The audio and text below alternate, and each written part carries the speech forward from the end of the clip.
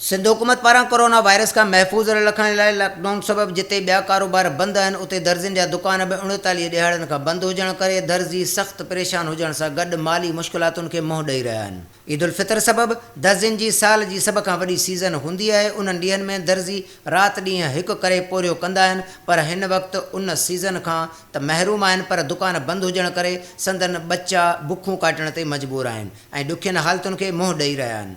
हिंगोरजा जे दर्जन सिन TV news सां ॻाल्हाईंदे चयो त लॉकडाउन जे करे संदन पोरियो बंदि थी वियो आहे। 39 ॾींहंनि खां सख़्त माली मुश्किलातुनि खे मुंहुं ॾेई रहिया आहिनि। हुननि चयो त हू दुकान खोलीनि था त पुलिस थी मारे ऐं घर वेहूं था त बच्चा बुख मरनि था।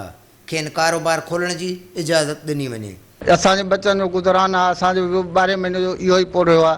असांखे महिरबानी करे इहा अपील आहे त असांखे बि कुझु टाइम ॾिनो वञे।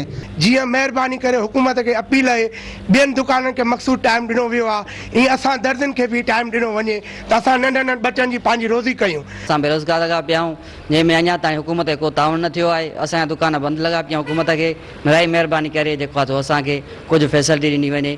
अचूं था पिया त वरी पुलिस हुनखे दुकान बंदि कराए थी वञे, बार बार बंदि कराए थी वञे। असां वञूं त वञूं करे हिकिड़ो त असांजा कारोबार न आहिनि, इन में परेशान लॻा। वरी दर्जन अचूं था, उहे अञा खोलीनि दुकान मस था, वरी असां कपिड़ा वापसि कयूं। ज़रूरत इन ॻाल्हि जी आहे त दर्जन खे बि SOP तहत कारोबार खोलण जी इजाज़त ॾिनी वञे, जीअं ई पोरियत तबिको पंहिंजे बच्चनि जो पेट पाले सघे। कैमरामैन फयाज़ शेख सां गॾु ग़ुलाम हुसैन चांग, सिन टीवी न्यूज़, हिंगोरजा।